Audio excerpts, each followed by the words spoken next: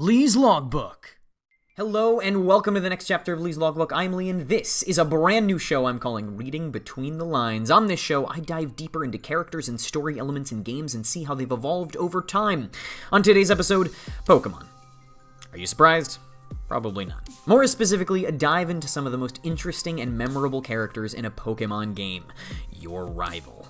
Okay, so let's get started. Now to be clear, I'm only going to be focusing on the evolution of what I'd call the major rival character, or the character that gets a starter Pokemon opposite yours. So characters like Wally, Bianca, Shauna, Tierno, Trevor, and Gladeon, although technically rivals in their own right, will be left out of this study. That means I'm going to be looking at Blue, Silver, Brendan or May, Barry, Sharon, Hugh, Calum or Serena, and Hau.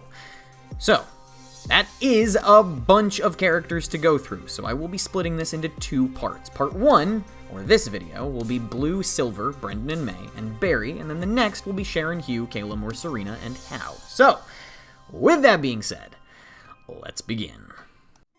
First rival character on this list, first Pokemon rival ever created. It's Blue. Blue is cocky, rude, annoying, and always one step ahead of you. If he's not challenging you to a Pokemon battle to prove he's better, he's telling you he'll smell you later as he blazes the trail ahead.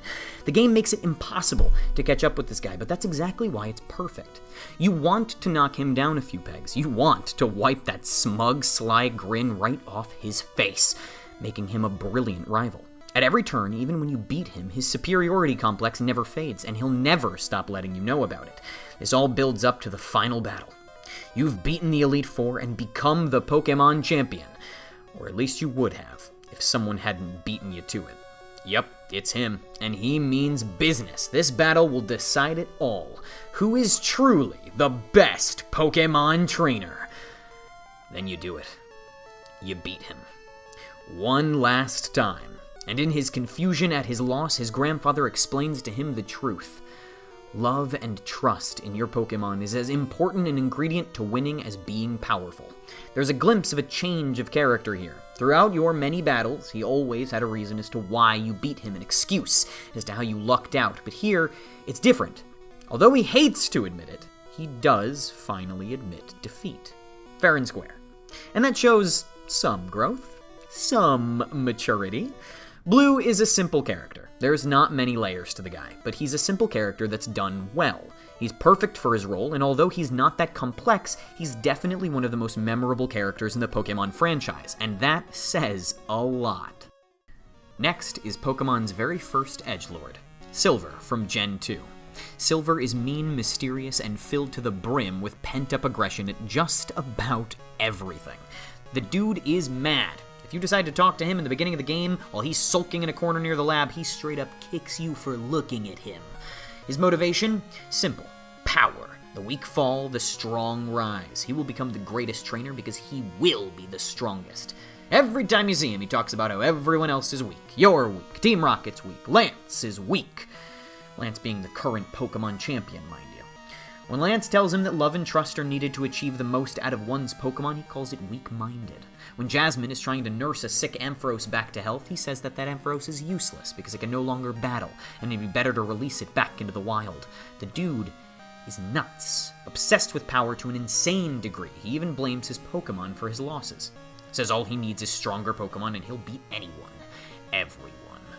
However, through the course of the game, we get to see a change in Silver. He starts to understand what Lance said to him through continued losses to you. At first, it frustrates him.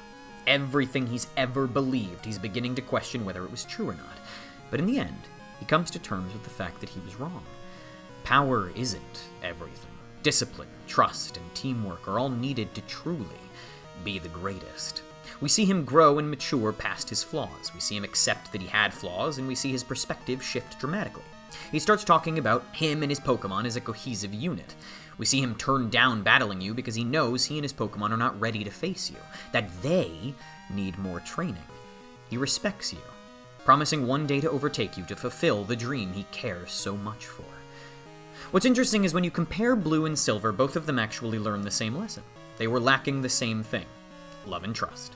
Silver, however, I would say has more character development. Now, this is for a couple reasons. The first, and the most obvious, is Gen 2 is a longer game. You get to travel through 2 regions in this game, so Game Freak had more opportunity to have the player interact with Silver. The second reason, though, I think makes the most difference. Silver is taught his lesson earlier than Blue was. The Sprout Tower's Elder teaches Silver his lesson before you even get your first badge, as opposed to Blue, who is taught his lesson after you beat him at the very end of the game. Blue's character evolution is given a couple lines of dialogue. Silver's change was able to be gradually shown because there was more time to show it. It really feels as though Game Freak wanted to make a similar character here, but do more with them, make them a little more complex. And I'd say that's exactly what they achieved with Silver. Okay, so now we've come to Gen 3. The rival in these games is chosen based on the gender you choose for your character. If you are a male, May will be your rival, and if you are female, Brendan. Both of them are given very similar dialogue throughout the game, but there are some clear differences in personality. May is quite encouraging and cheery for the most part. Brendan is stoic, and honestly, some of his dialogue can come off a bit passive-aggressive at times. May is always exclaiming things, while Brendan seems to be more serious, or at least more calm. Both of them do think of themselves as your superior, however. They want to show you the ropes of what being a trainer is all about. Both of their characters put a huge emphasis on catching tons of Pokemon and filling the Pokedex, while also raising Pokemon properly. When we battle them in Lily Cove City, though, we get to see another difference between these two characters. After hearing that you want to collect the rest of the Hoenn badges and take the Pokemon League Challenge, May says that while you're doing that, she'll beat you in completing the Pokedex. Brendan, however, expresses interest in also taking the Pokemon League Challenge, showing more of an interest in battle. What's interesting here is how different these two were when compared to the rivals prior. They weren't really mean to the player like the other two, and also, although they are your main rival in Gen 3, you actually fight them less than Blue and Silver. They never fully evolved their starter Pokemon in battles against you in Ruby, Sapphire, and Emerald. Also, before the remakes, they were pretty detached from the major plot of the game. The struggle against Team Magma or Team Aqua was primarily just you, on your own, kicking butt. The role of the rival was taken in a much different direction here. Honestly, they don't really go through any changes. There isn't really an arc here for Brendan and May. They don't learn anything or have to be taught anything for that matter. They're a friendlier presence. This change in particular, the friendly rival, is important due to its lasting effects on the rival character as a whole, but that will become more clear as we move forward. Moving on to Gen 4, our rival is Barry, probably one of the most true-to-life children written by Game Freak. Barry is friendly, excitable, and most of all, hyperactive. This kid cannot sit still for more than 2 seconds, and I can definitely think of 12-year-olds that act exactly like him, which is perfect, because he's supposed to be 12. Barry's main goal is to become the best trainer in the world. We come to find out that a large motivation for this is him looking up to his father Palmer, a famous trainer in the Sinnoh region and the leader/frontier brain of the Battle Tower. In the beginning of the game, he focuses solely on winning. Winning is the way to prove he's the best. If he doesn't win, which is usually the case, he gets upset. Now, not upset as in angry, mind you, just disheartened and sad. However, it quickly fades away as he tells himself all he needs to do is get stronger and then he'll win next time for sure. This pretty much continues throughout the game. However, through these battles, he learns that it's not about winning and losing. It's not just about telling yourself that you're going to be better either.